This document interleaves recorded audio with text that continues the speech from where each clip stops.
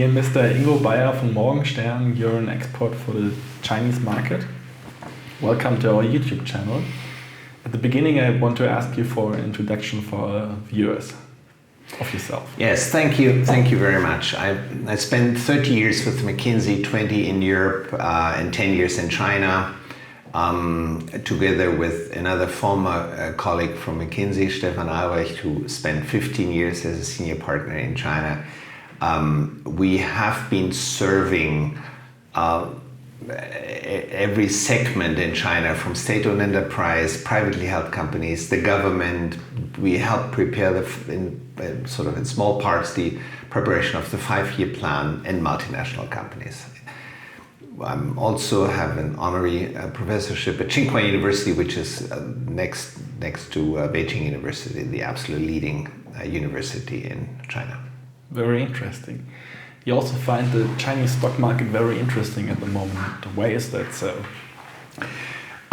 The Chinese stock market is the last huge market that, due to inefficiency and ineffectiveness and intransparency, offers a tremendous potential. China has become the number 2 in the world, will be number 1 in the very near foreseeable future. This growth will come from China internally, basically through consumption. The GDP per capita in China is only 15% of that of the US. With 1.4 billion people, we will continue seeing unprecedented growth. This will be reflected by the capital market and will be driven by the future market leaders in the attractive growth industries. The capital market is at the edge to become an open, international, and already today very professionally managed markets. It is still a national retail market. The A-share market, Shanghai, Shenzhen, is driven 85% by retail consumers and retail investors, and has only a marginal fraction, a few percent points of international investors. That will be changed. Hong Kong Stock Connect is the right tool to do it. Additional to the Hong Kong Stock Connect, other Stock Connects will follow. China is part of the MSCI emerging markets with 20%, will slowly go there. Pension funds will invest in stock. So everything is tiered toward an opening to foreigners and a professionalization from retail to institutional investors. What are your sporting champions in China? In the German version of the interview, you already explained or gave some examples of these champions. Can you maybe name them again, please, for English viewers? Yes. Let me step back once there. The China is divided into China. There's an old China, which is the state-owned enterprise, steel, coal, fabric. And there's a new China, which will drive the future development. The sum of both is a GDP growth of 6.5%. The new China is healthcare, education, distribution, e-commerce, e-vehicle, etc., etc. So we count more than 25 attractive industry sectors with an underlying growth of 15 to 20% of the sector. So the companies, these stars, are growing much faster, of course. Each of those sectors has 1 or 2 companies that will win this sector in the future. Our approach is to identify them very early. You can point to companies like in education space. It's not a new company, but still a super successful New Oriental, basically dominate in China the education space. To face or voice recognition, iFlyTech or other companies who just own already 70% of those markets today. And with the introduction of artificial intelligence, it is very hard for others to pass them in terms of market share. Hungry Medicine is a company that we think is very attractive from pharmaceutical point perspective. They have genericas. They started with genericas. They want to be first to market genericas. Now have have pharmaceuticals for oncology, anestheticas, etc. So in every single industry, you find those companies that have, in our portfolio, the average company growth is over $2 billion with a growth rate of over 35%, barely any debt, 30%, only 30% debt. If you would be able to call this portfolio as your own private equity portfolio, you would be absolutely thrilled. For sure.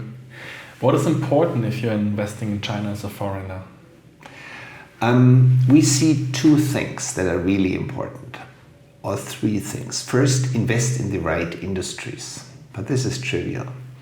Second one, understand how to identify the future winners. All the concepts we have been learning when we studied or went to business schools are not enough in China. The lifetime, the half-life of changes is so short that you have to look at factors, at first derivatives, second derivatives, and you always have to have the factor time in your equation. That's where you really have to reinvent the concepts and the analytical tools that we have currently. By the way, that's my pet because that's what I'm teaching at Tsinghua University. The second factor is you have to include in your due diligence factors that you don't include in the mature markets. Those are who is auditing the company. I would not invest in companies that are audited by 90% of the current auditors, but you have to know whom you really, really trust. Where are cash flows and profits going? What is the structure of the companies? Who is leading the company? How is the company history in terms of fraud, environmental issues, children work, etc.? So time factors to understand who will win, but also soft factors to avoid any risk are essential. How is the state of protection of shareholder rights in China? I think we are today at the level of Europe and North America. China has a clear perspective to become global market leader as a country, become global market leader in all the future industries, and a very professionally managed capital market is an essential part of it. The currency, they aim to have a yuan and RMB as the world leading currencies in a decade or so. They're always thinking long term, Chinese, they never think until tomorrow only. And they want to have an open, professional, institutional driven capital market. We had some questions 3-4 years ago when China was learning how to manage a capital market, and they made some moves that were a bit hard to understand, and it was an immaturity and a learning process. But the Chinese government is learning super fast. Is, by the way, a super intelligent government. Is learning super fast, and today there's very little you would say that is sort of in terms of professionalism behind the international capital markets. Thank you very much for those insights. Do you want to add something to our conversation? Yeah, I think if you believe in China, what we do, that China will become the global market leader.